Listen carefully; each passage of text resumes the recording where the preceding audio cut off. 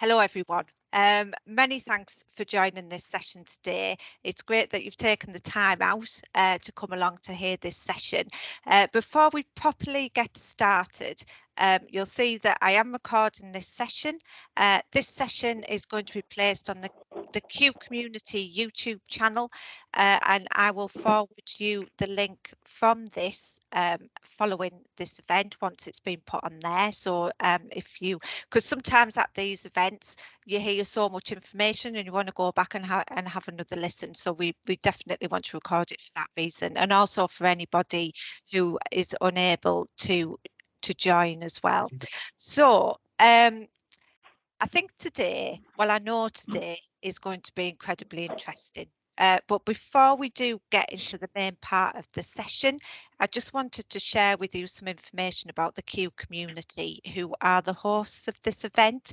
So if you haven't heard of the Q community, or if you're not a member, then this information will hopefully be of interest to you. So the Q community is fantastic community to be part of.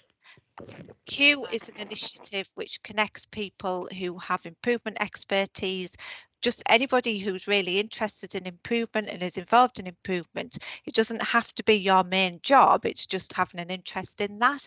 People who are interested in that across the whole of the UK and Ireland. So it has over 4,000 members, and this number just continues to grow. So Q is delivered by the Health Foundation and supported and co-funded by participants across the UK and Ireland. So there are a huge number of benefits to being a Q member, which I don't have time to cover today, but I did think I would take this opportunity to share some of the benefits which I've gained by being a Q member, but there are many more. So before I do, though, I just wanted to say I'm not employed by Q.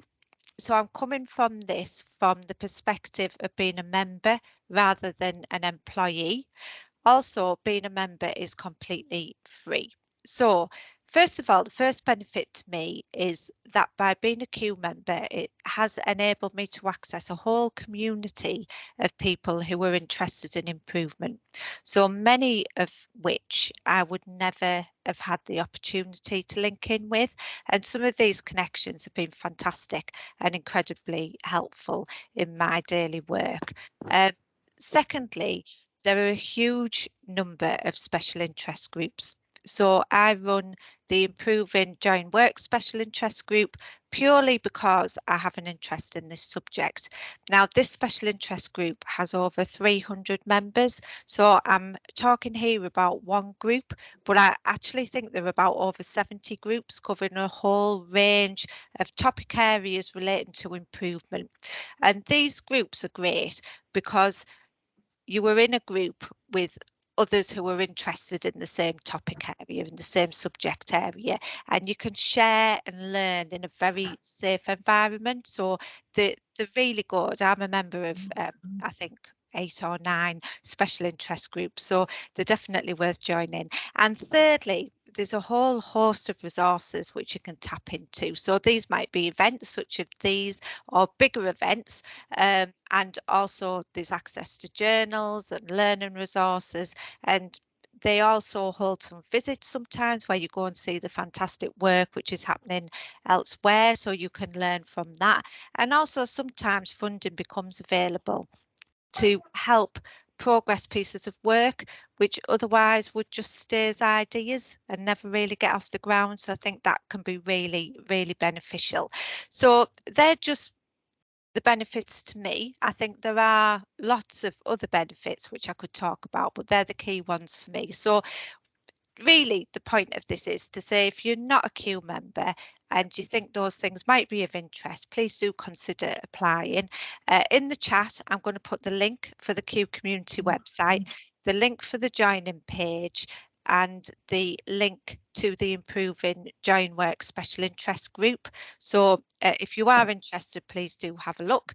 But so without further ado, we definitely have a very interesting session for you today, where Rhiannon, who is at the moment the Inclusive Economy Advisor for the North of Tyne Combined Authority, is going to share what I think is a fascinating approach to wellbeing, and I think you will as well as you hear more about it. So I'll hold over to Rhiannon. Thank you very much, Julia, and hopefully everyone can hear and see me okay. Yeah, great. As usual on Teams, I can only see a smattering of faces. So if it's okay for all of those on the call, we'll take questions at the end of my presentation and we'll get into the discussion, but we've made sure there's plenty of time for that today. And if I do ramble, it's partly because I'm overly enthusiastic about this project, and this has been just a lovely opportunity to reflect after a year's worth of work and think about the journey we've come on in the North of Tyne. And hello to some of the Northeast faces on this call. It's lovely to see you, and welcome to those I've not met before. So as Julia said, I'm Rhiannon Bearne and I'm Inclusive Economy Advisor for the North of Tyne Combined Authority.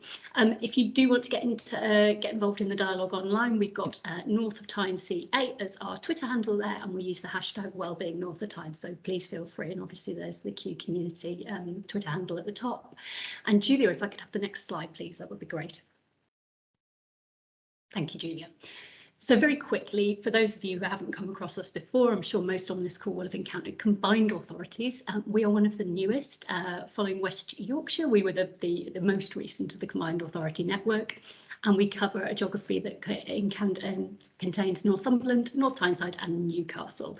And those of you familiar with the roles and responsibilities of combined authorities will know we're here to do primarily two core things: traditional economic development interventions, particularly around learning and skills, inward investment and core sectors work. But what's unique about our devolution deal in the northeast of England is that we look after an inclusive growth focus. So we were the first devolution deal that had inclusive growth as a golden thread throughout what we want to talk about. And that, for our purposes, is looking at some of the different experiences of people with protected characteristics of equalities groups, and thinking about why some of the issues around entrenched poverty and inequality in our region persist, and what we as a combined authority can do about that.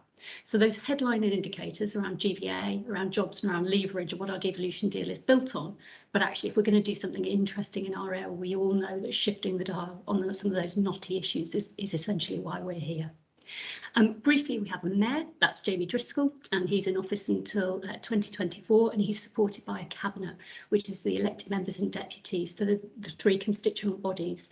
And as I go through, some of the reflections I'll do is what it means to be an accountable, a politically led body, and why the approach we've taken has helped or worked with those kind of sets of responsibilities that may look different to the organisations and institutions you're working within, but hopefully there'll be some interesting reflections as we go.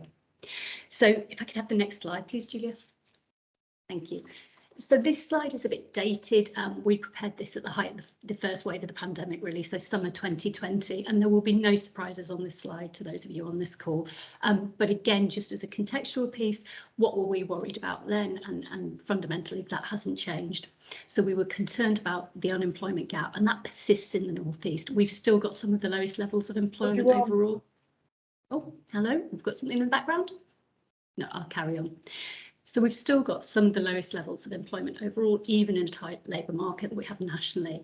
And we know there's some entrenched issues around economically inactive people and people who are long-term unemployed for a number of reasons. We were the area alongside, I think, the elements of the Northwest with the highest levels of the furloughed workforce or workforce in lockdown sectors. So that was really, really significant. And young people were particularly vulnerable. That's not actually that unique to our area, but it was of real concern in the northeast because we've got this leg, historically when we've had recessions, it's the youngest generation that have been scarred the most, and that's persisted in terms of underemployment and things like in-work poverty. And then footfall has been a major issue. We've had that really mixed picture that many places will have experienced similarly. You've got thriving and healthy town centres with affluent populations around the outskirts popping in for their coffees and their sandwiches, but you've got central city high streets with lots of dead shop fronts and lots of concern about pre-pandemic levels of footfall.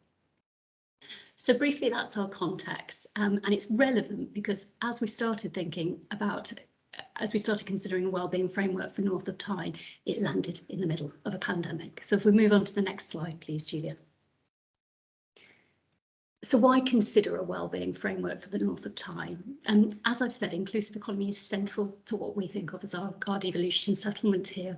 And that's what we've said down the slide. So our vision is for a North of Tyne that is dynamic and a more inclusive economy, one that brings together people and opportunities to create vibrant communities and high quality of life. narrowing inequalities and ensuring that all residents have a stake in our region's future. So that's our corporate plan from last year. And that's kind of the so what question. Why would we be looking at wellbeing? And I'm not going to go through the background to this for those on the call, because again, this is widely known to a network like this. But we started the conversation with Carnegie UK. Carnegie UK are leaders in some of this work and have worked very closely in Northern Ireland and Scotland over the last decade to really build a body of expertise and specialism. We were fortunate that they identified us as a new combined authority with this inclusive economy emphasis, and therefore started a bit of a conversation about what, if anything, a wellbeing framework might look like in the North of Tyne. So there on the slide, I've just outlined some of the background. Again, this is probably known to you, but going beyond GDP, this standout report in this field from just over a decade ago really shifted our understanding about social progress being about the relationship between health and wealth, and that economic progress did not just drag everything up in its wake.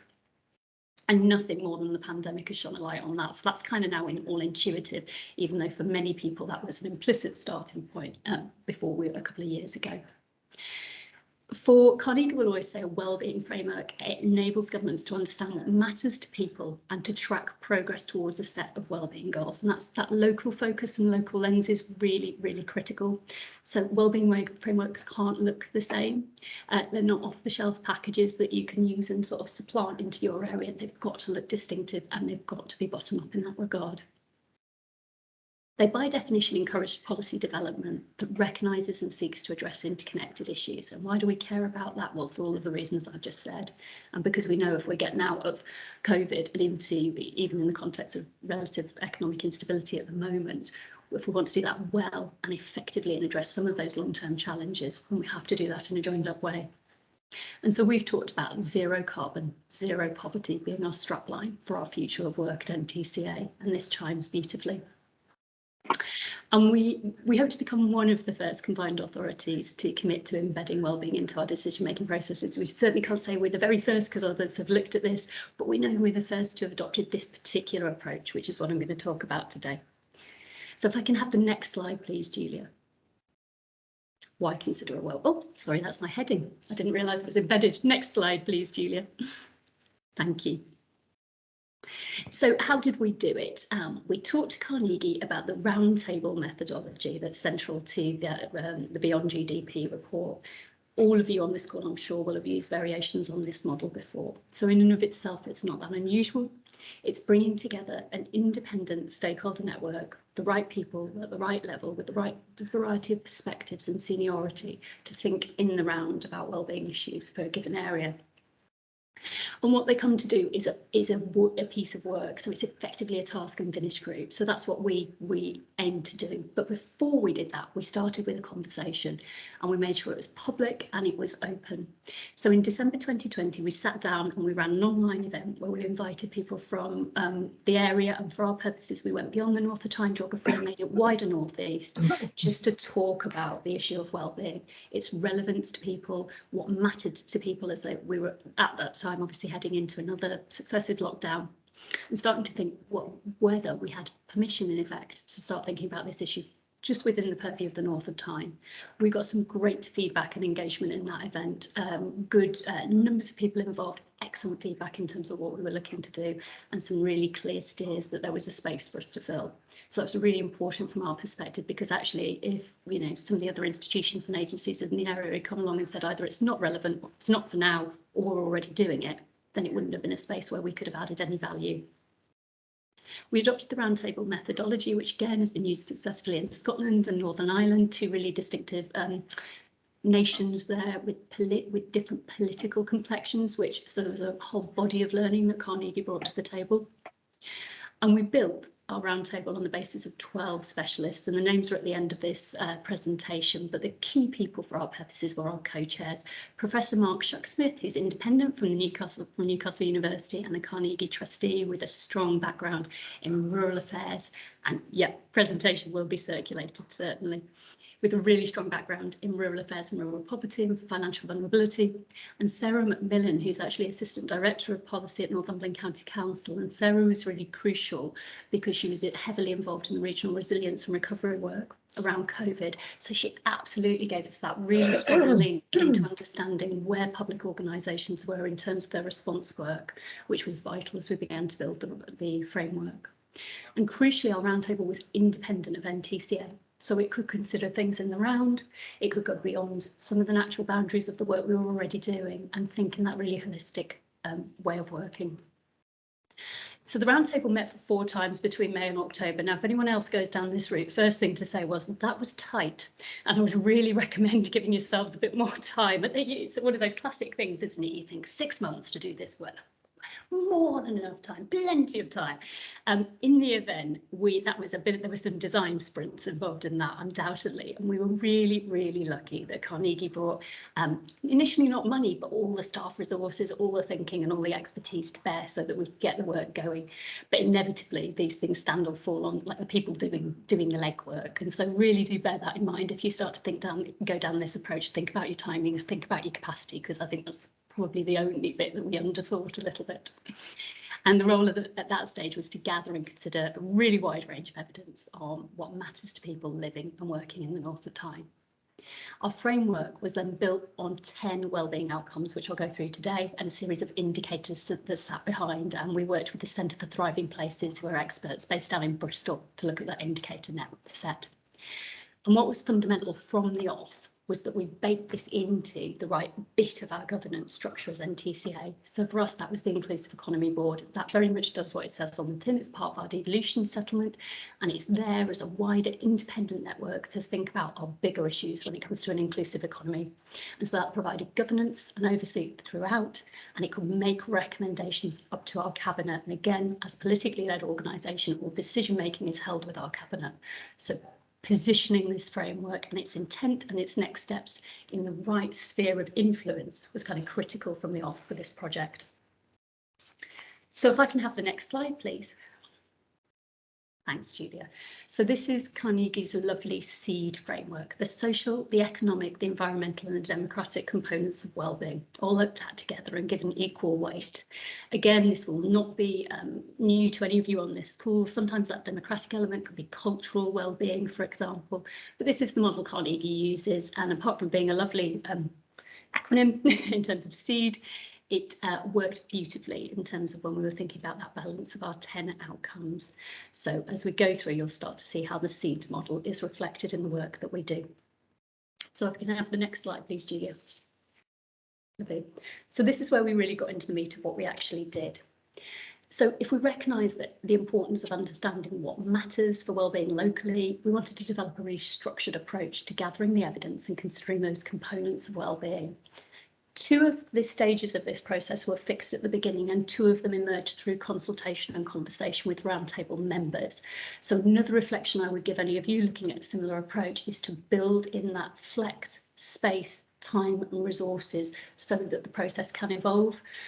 We wouldn't have known exactly the journey we were taking at the outset, even using the body of work and learning that Carnegie brought to the table. So it's been fascinating to sort of reflect on that and see where we started, where we thought we'd get to and where we actually got to. Policy and literature review, that is standard. It's a really good place to start because not only does it get everyone on the same page in terms of understanding the components of the thinking and practice, you can reflect on your own strategic documents and think about wellbeing, where it might sit or where it does sit. But also it gives you this lovely body of evidence to use with wider stakeholders or internally with staff. So it's just a good foundational point. The call for evidence which followed was really fantastic because as a new combined authority, it was the first time we'd really stuck our head above the parapet and attempted to do something with our name on it to really think about how we could get interest and insight from a really wide range of stakeholders. And we were really delighted. We got over 30 odd responses to that call for evidence that was open for 8 weeks and included everyone from the Chamber of Commerce, all of our local authority partners, public health, and then voluntary organisations and some user-led and very small organisations as well. But as the roundtable started to reflect on the findings of the call for evidence, they acknowledged initially 2 things. Firstly, that there was a lack of representation of community-led voices for underserved groups, which is pretty much standard for an exercise of this nature.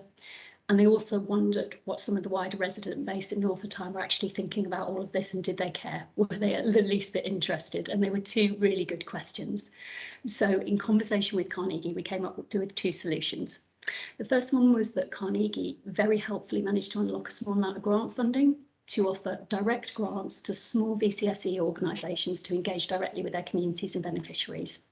And so as a consequence, and those grants were very small, and Carnegie kindly administered them for us because that made more sense. We are quite a large bureaucratic organisation in some respects when it comes to small amounts of money.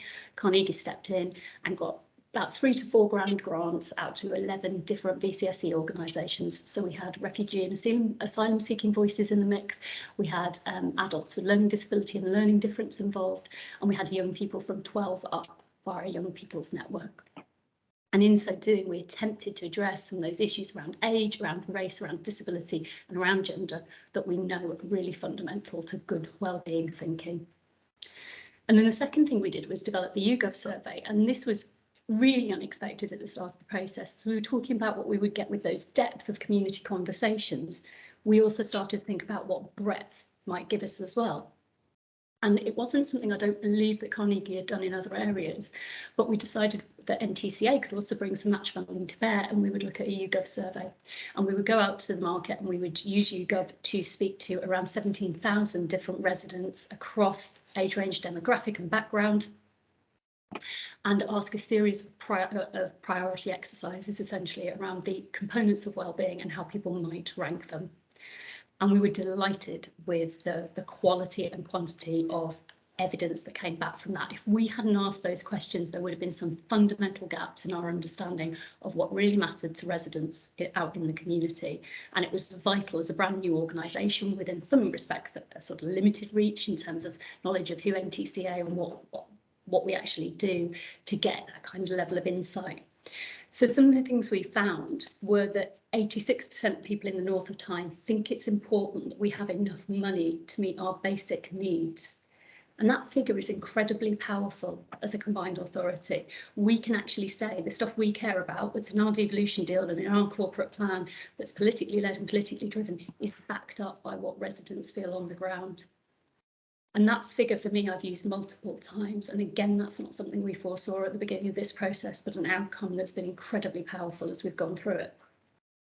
We also discovered that when it comes to green and environmental issues, people are more driven by hyperlocal concerns than by structural issues. So at NTCA, we talk about net zero, we talk about low carbon. When you talk to residents in their communities, they talk about litter, quality of air, psychopaths. And they do think that big change should happen at that macro level, but they recognise that some of these things are structural and need institutions, government and larger agencies to do the legwork. And that was a really interesting finding. And finally, the other thing we found out was that a lot intra-area concerns, so local concerns, different concerns within North Tyneside, within Northumberland and within Newcastle, were more important to people in some respects than concerns about the difference between the North East and London. And that really reflects things, the findings of, for example, the Levelling Up white paper. So to foreshadow some of that and set it in context in our area was really, really powerful. And as a consequence of doing that whole exercise, we had a wellbeing framework that looks different, that speaks to the concerns that are very specific to North of Tyne. And from that, we selected our outcomes, worked with the Centre for Thriving Places on the indicators set, and built the framework, which I'll come on to in a moment. So if I can have the next slide, please, Julia. So this one, I won't go through the snapshots, they'll all be known to you. These came from all of the stages of consultation that I've outlined there. But I think it was the quotes that were more illuminating. So it's things like climate change can be a lower priority for families on low incomes. They need to be shown how tangible actions and changes will improve their lives and their immediate surroundings. That's maybe obvious actually, or certainly implicit in a lot of work we do, but to hear it and to have evidence of someone feeding that back was incredibly powerful. Voice and representation came through really strongly. Again, if we hadn't asked some of these questions, we wouldn't have got these answers. But the other comment was that people ordinarily do not have a voice in the decisions that affect them, and they're reluctant to voice those opinions and views as they've previously gone unheard. And finally, this one. It's terrible to see how many people are living in poverty in a region which has the potential to be affluent. And I like that quote because it shows that intuitive sense that there is opportunity, and that maybe some of the breaks and some of the issues we're facing in our region are things we can look to address. So if I can have the next slide, please, Julia. So here's our framework, and it's probably, you know, if you were expecting something jazzy and all singing, all dancing with sort of 4 dimensions to it, you might be slightly underwhelmed that it's a table with some words in it, but hopefully not, because we think tables with words can be just as powerful as all singing, all dancing animated slides. So we took our vision, which is the one I introduced at the beginning of this, and we put it in the future tense. So again, when you think of that golden thread between what we said we were here to do in our devolution deal and what we're actually doing now, it's got absolute continuity and fidelity. So the North of Tyne is a place with a dynamic, more inclusive economy, one that brings together people and opportunities to create vibrant communities and high quality of life, narrowing inequalities and ensuring all residents have a stake in our region's future. And apologies if anyone's struggling to read the colours there, because this is where we did get creative. We tried to use our SEED framework, and we tried to have our economic, our social, our environmental and our democratic in different colours. But if you can't read this, you will when the slides go round. So briefly, we've got education and health and homes there. We've got fair work. We've got basic enough money to meet our needs, and we've got infrastructure. We've got climate crisis, but we've also got those local environmental concerns balanced off. So that kind of duality is reflected there in the outcomes. And we're all valued and treated with respect, and we all have a voice in decisions that affect our communities and the services we use. So they were the 10 outcomes that we agreed based on all of the evidence and all of the analysis as a roundtable that we felt reflected our area. And we could chart a line. So when you read the full report, you can see where things like our brownfield housing allocation that we have been given by government as a combined authority fits beautifully with the good quality homes and safe and welcoming communities outcome. You can see how things like respect and voice are writ large in the co-design and co-production ambitions of our corporate plan. And so a piece of work for me, as I was advancing this through our political channels and looking at decision making and final approval, was to really think about those touch points and making sure that we could articulate how the Wellbeing Framework was going to support the work that we do. What I don't do in this presentation is go on to show you all the indicators, because there's about 56 of them and it would make for a very long presentation. But what I will say on them is that the Centre for Thriving Places are helping us. They've provided an outline of the initial indicator sets that would sit under each of those outcomes, so we could measure progress, and then they're helping us over a 2-year partnership to think about how the framework will look and how we will start to build those into our existing reporting and monitoring processes in North of Tyne. And it's worth saying at that stage, there are a handful of indicators, about 5 or 6, where there are no existing national metrics that suit what we want to measure in the North of Tyne. So in those instances, we're actually going to have to come up with something brand new. So we're going to have to spend a bit of money and some time and some officer resource thinking about how we measure things like childcare affordability or some of the voice and representation indicators, particularly in that blue section there in the respect and voice section of the outcomes. That's going to take work and we'll not have the answers straight away. So we're going to have to do some exploratory work. So this is another really good example of where setting your outcomes doesn't necessarily mean you'll have exactly the right measures sitting below them. There's a huge amount already there. I think I've spotted Joanna from What Works Wellbeing on this call, and there's an enormous amount you can gather from What Works Wellbeing Centre and ONS between them. There's loads in the public domain. There's lots of publicly available stuff on Centre for Thriving Places. But by definition, if you're building a framework that is new and reflects new aspects of or issues in your area that have not yet been explored, then you might have to be looking at a bit of resource and thinking about how you build the indicators that are going to show your progress, essentially. And you might want to do those in phases. So finally, what I always say with this slide, and Jen, head of policy at Carnegie, does it far better than I, is what's so important to remember with the framework. Hi, Joanna. Hi, Joanna. Nice to see you there. Great. There's a link to the website. With this framework, what we're trying to do is we're trying to bring a whole series of actors within an area, individuals, organisations, institutions, groups, to think about what matters in the North of Tyne. What we're not doing is we're not creating a new KPI framework. We're not replacing one set of indicators or models or metrics with another. We're not telling our public health leads that all of the work that they've done on public health and wellbeing strategies is now out the window and these things come into play instead. It's quite the opposite. We're sitting here and saying we've had a conversation about what good looks like, and it's the space in which to do that thinking and to do that conversation about how the different elements of the social, the economic, the environmental and democratic work together.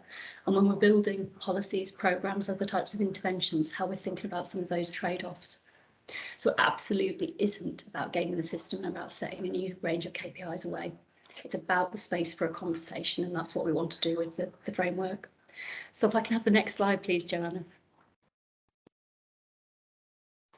So this is where it gets very specific to the North of Tyne context and the fact that we're a politically led organisation. This may be of differing interest depending to those of you on the call, where the context you're thinking in, the type of organisation you might be. But for those that are in a politically led organisation, might be particularly helpful. So the roundtable was independent, as I say. So as they got to their final stages of reporting at the end of last year, they were thinking about how they would make recommendations to Cabinet initially that could then be adopted by our organisation. So their recommendations were that the Cabinet adopts the Wellbeing Framework and commits towards working to deliver the wellbeing outcomes of people who live and work in the North of Tyne, that it communicates the framework to those people, that it embeds the framework through a decision-making process across the region and engages with local governments, agencies and other stakeholders to deliver wellbeing outcomes, and that it reports on progress and reviews its approach at regular intervals. And there's just an elegance to the way that Carnegie drafted those recommendations, because they are both broad enough for us to work with as a combined authority, but narrow enough for us to carve out a space in which we will do very specified next steps, which I'll come on to in a moment. By adopting these recommendations in their entirety, the Roundtable believes that NTCA can embed a wellbeing approach to pandemic recovery that will improve the lives of people throughout the region. And we can't argue with that. That's why we all got involved, and that's where we are now. So if I can have the next slide, please. So we took those independent recommendations and we converted them into our legalese, essentially. So what is it a Cabinet of our nature, a combined authority of our structure, can actually agree to and decide to deliver? And for our purposes, they weren't vastly different, but it sort of shines a light on how we took something that was broad and indicative of direction of travel and turned it into some very specific next steps. So the first thing we did was that Cabinet would formally adopt the proposed Wellbeing Framework on behalf of the combined authority. And absolutely crucial to that work was the involvement of our public health leads. So one thing I should have said at the beginning of this process was that the public health agencies of the 3 local authorities were heavily involved in the roundtable, and we were very fortunate to have really active engagement from senior managers from our 3 constituent authorities, public health teams, all the way through the process, and then kind of at this stage of taking it through the decision-making chain at NTCA. So that was pivotal. If we hadn't had that level of insight and support from the local health community, the whole thing we wouldn't have got off the starting blocks, essentially. And it's a big thank you to the local health teams for getting involved. So that made the actual formal adoption relatively easy, because of course everyone sitting around the table saw the purpose of it, saw the point, and could make the link with their local work and wellbeing activities. The second point was that we would embed the understanding. Okay, so how are you going to do that? Right, we're going to do that in 3 specific ways. We're going to change our Cabinet report templates so that every decision the Cabinet takes, that the ultimate arbiter of decisions within our organisation, reflect wellbeing outcomes. And we do that by, it's very simple, really. We take the inclusive economy section, we adapt it slightly, but it means absolutely everything that goes to Cabinet, whether it's an inward investment proposition, a good jobs proposition, or a core inclusive economy proposition, will all make sure that wellbeing is reflected there and that the outcomes are specifically mentioned with guidance. That helps skill up our staff team as well to keep thinking about this work and have it on their radar. We said we'd integrate the regular monitoring and reporting into NTC's data and insights team, and it's probably worth saying our data and insights team is a phenomenal team of 2. So it's a small team, perfectly formed, and that's where we need to work with people like the Centre for Thriving Places to build the architecture and then help embed it in our organisation. So we know that can't happen overnight, but we've given ourselves a sensible timetable to do that. We've given ourselves initially the year of 2022 to do the development work and start with the basic framework by the end of it. And we've used our existing communications channels to promote the findings and themes of the work. You've got a lovely natural sort of comms grid there with the seed framework, doing a quarter-by-quarter piece. And of course, because of all the engagement, all the consultation we've done, we've got some lovely collaterals as well that we can use for that purpose. Finally, we'll make sure that there's regular reporting and reviewing of progress into our Inclusive Economy Board, as I've said before, and annually to Cabinet. So that clarity of vision and insight is really clear, and there's an interesting story being told. And we can think of the likes of the EHRC here, who said to us on our equalities objectives, you know, the story doesn't always have to be positive. There can be a good reason why things change, why there is a backwards step or an uneven approach in terms of progress. But being able to surface and articulate that and reflect on it is so important for institutions. And again, that's something we'll be able to do as we start to embed this process. And finally, the oversight and implementation, just making sure it is owned absolutely by the right people in the conversation. So that, for our purposes, is a three-way ownership between the Cabinet member, the Mayor and the Managing Director. And that gives us absolute balance and continuity between the different points of interest in our organisation.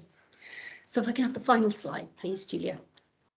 So just a quick whip through who was on our roundtable and what they did. As I said, we were really, really grateful to our co-chairs who have gone on to do sessions like this as well in the public domain, which has been invaluable. And Mark continues to sit on our Inclusive Economy Board and is our champion for wellbeing throughout.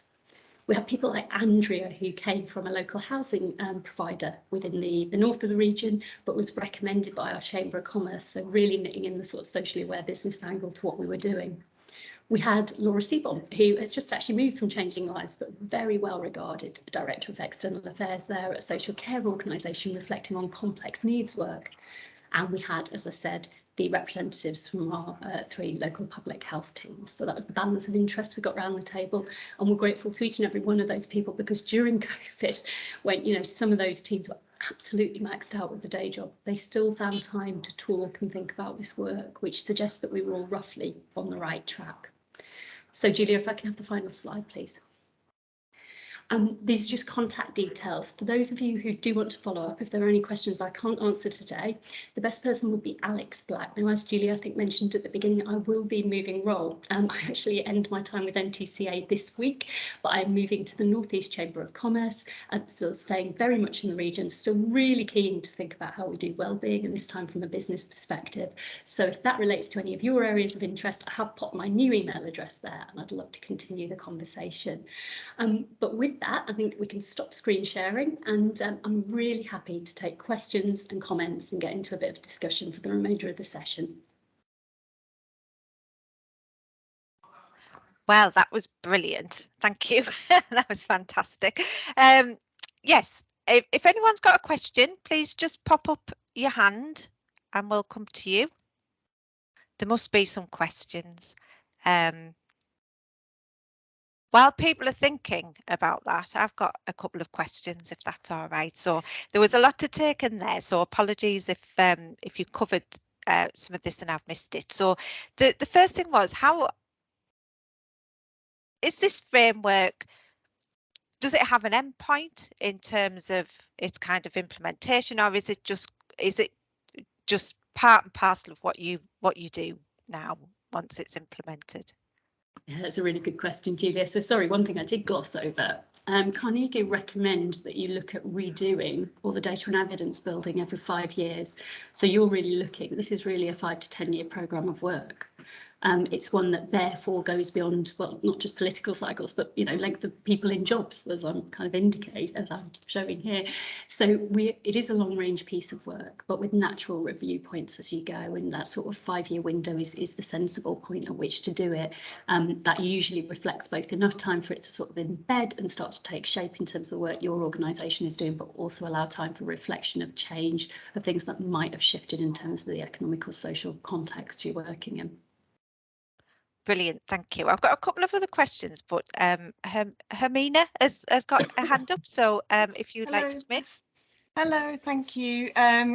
First of all, amazing talk. Thank you so much. You speak really beautifully. And I'm kind of kicking myself that I wasn't aware of some of the roundtable and the collection of evidence that's going on a couple of years ago. I think we're all a bit otherwise occupied at that time, because there's so many other people I'd love to feed into this. I'm the Health and Social Care Tech Innovation Manager with Dynamo Northeast and the Innovation Super Network. We're working alongside a lot of your North of Tyne people within my team as well. And I'm looking at everything from connectivity, digital poverty, digital inclusion, health inequalities, you name it. I'm working between the NHS Trust, local authorities, industry and SMEs. So I've got a vast amount to cover as well. And one of my queries is specifically to children, actually, and collection of evidence of from schools and education and how that fed in. Obviously, they mopped up a lot of the outreach to communities during the pandemic as well, and the sort of focus for mental health of young people, where that's picked up, because there seems to be an awful lot in adults, and the ageing funds and grants coming through. I would love to be signposted to the people that are dealing with young people, if that's all right. Absolutely, Hermina. So we worked, you know, again, if time and money had been no object, we could have done a beautiful, you know, a beautifully orchestrated, extensive piece of engagement work, but it wasn't. So we cut our cloth. So we worked with one of the providers that came forward when we did the VCSE engagement work, small grants exercise, was Children North East, who you've probably heard of in the region. For others on the call, they're a well-regarded charity working with children and young people, often in deprived settings and communities, and they have pioneered the Poverty Proofing the School Day model, which is used nationally now, which looks at stigma and poverty in school setting and the very simple things schools can do to minimise that burden on children, and they do that through direct engagement with children themselves and peer work with children.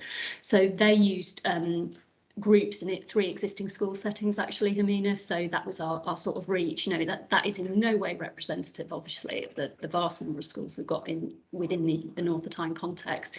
And there's some natural limits there. So they went 12 plus. It's hard for them to do work at a lower age group for obvious reasons. You know, timings, it was during the school holidays, not great, but okay if you're involved in holiday provision, but not great if you want to capture kids at school. So there were a couple of issues there. But because CNE had these great existing networks, the quality of what they were able to do in the time frame we gave them was really excellent. And one thing I should say is Carnegie gave us when we went and asked for those community consultations and conversations, we did have a framework that we offered as the basis. Now that was adapted by the likes of CNE and Learning Difference North East, and they completely put their own stamp on it that was appropriate for the communities they work with. But we offered some video content and some basic guidance about how they could run a structured conversation over 3 sessions to answer some of the questions we were looking for. So it wasn't a complete blank sheet of paper exercise as well. But again, you know, if one of the things we'd love to do, and I will still be doing, talking to my colleague Adrian Doherty, who sits on the school side of the fence here at NTCA, is thinking about how we take that conversation further into the schools improvement work, because you're absolutely right, it's such an important one. Thank you. Oh, I'll put my hand down, sorry. Have we got any other questions? Please do put your hand up if you have. Flappy hands work just as well as virtual ones. Yeah, definitely.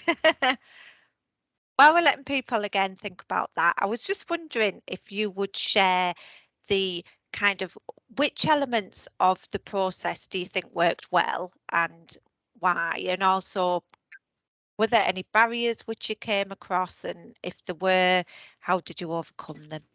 Yeah, of course, Julie.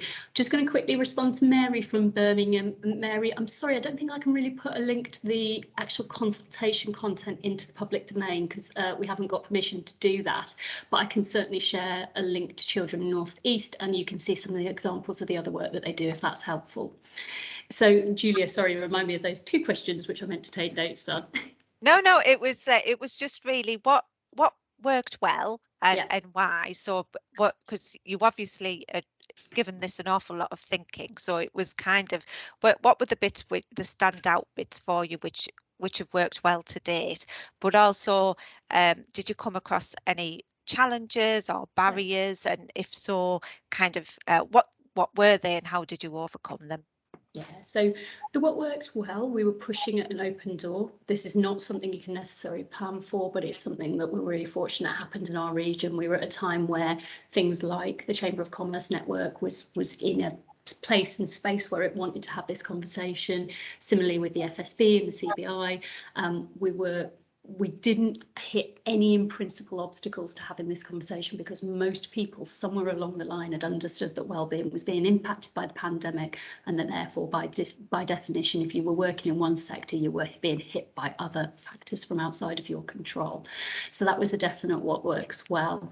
I think probably hopefully the balance of support between an independent expert like Carnegie offering the fantastic resource to get the job done and all the expertise and insight, but the balance of resources from within the organisation. So me and other colleagues helping steer the process and say, right, well, let's just think about alignment, timings, working back from cabinet, we've got a 2-month lead in. So that in reality means our timetable for, work has got to shift backwards a little bit, all of that kind of very practical stuff, and obviously working it through the systems and processes. So when you do that deeper stakeholder engagement towards the end, where you're really talking about what we're actually committing to, you can talk to politicians, you can talk to senior leaders, and you can talk across the 3 local authorities, which is really critical in our case.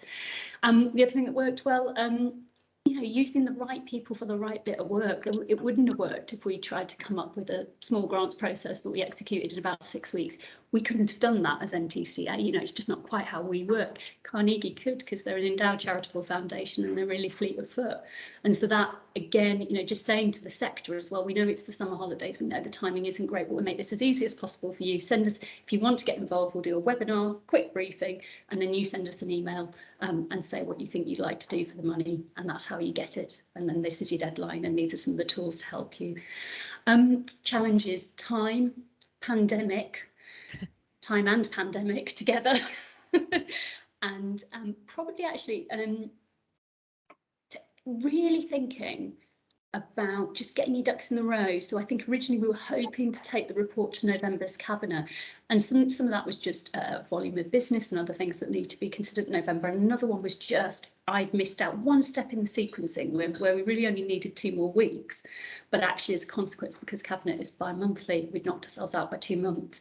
So again, we might have been able to move more quickly. In reality, hopefully it didn't have a severe impact on the outcome and the timing and the landing. In some respects, it helped being a new year, new annual cycle, and bringing the report to public domain at that stage, but really having a laser-like focus on what your timings are.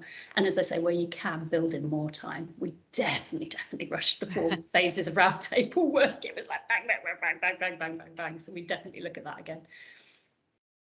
Brilliant. I think someone has got the hand up, but Martin Reddington has put a message in the chat. So can you explain a little bit more about how the wider body of work you so beautifully described informed health and wellbeing approaches for NTCA employees? That's a lovely question, Martin. I mean, firstly, I can't take any credit at all. We are fortunate as a new combined authority. We're thinking really carefully about the culture we want for our new organisation, and there are people far better placed than me doing some really well-informed thinking about actual health and wellbeing of the. We're only a 58-person organisation, so we are quite small. So all of that's going on already, but it really helps when you want to talk about wellbeing as part of the day job.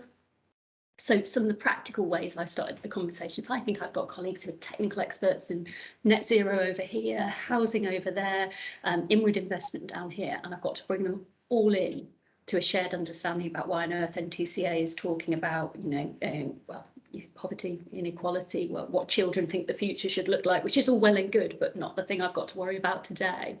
We did some very practical things. So internal staff awareness and training, awareness raising sessions. I spoke probably more than I needed to at team meetings regularly, kind of week by week, on progress with the project, where it was going, made sure I promoted the comms internally as much as I did externally around things like the call for evidence, made sure we used the networks at our disposal so it was on people's radar, used the intranet, all those kind of obvious things.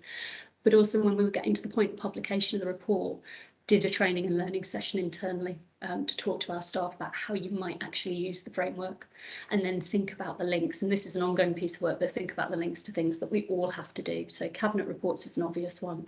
Investment panel papers is another one for our organisation, and quality impact assessments as well. So it's all related, and it's really trying to make it as tangible and as practical as possible, but probably not bamboozling people with too much information from the off. If you get too technical and you start to fall into a bit of a hole about how you measure this stuff, some people, 20% of your organisation are going to get thrilled and excited, and 80% of the people are going to walk away and and just not go on the journey with you. So trying to make it very tangible in approach, I would say, is key. Great, thank you. And Nicole, do you want to come in? Yes, thank you. This has been really interesting, so I'm pleased I joined. I've been off camera eating while inhaling lunch as we've gone, which isn't good, is it? But there you go. And I'm living North Tyne side, so I've got an interest. So thank you. It's not the first time I've heard people start with what matters. Yeah. So like, given the complexity of what we're trying to do, kind of starting with what matters seems a really smart place to start. I suppose what I'm interested in is how, having done all that fabulous work up front, formulated and conceptualized a framework, you avoid, I suppose, what we've almost learnt to do, which is think in parallel tracks. Because when I look at that, outcomes framework, there's a real synergy in there between things, and I suspect that synergy amplifies certain things.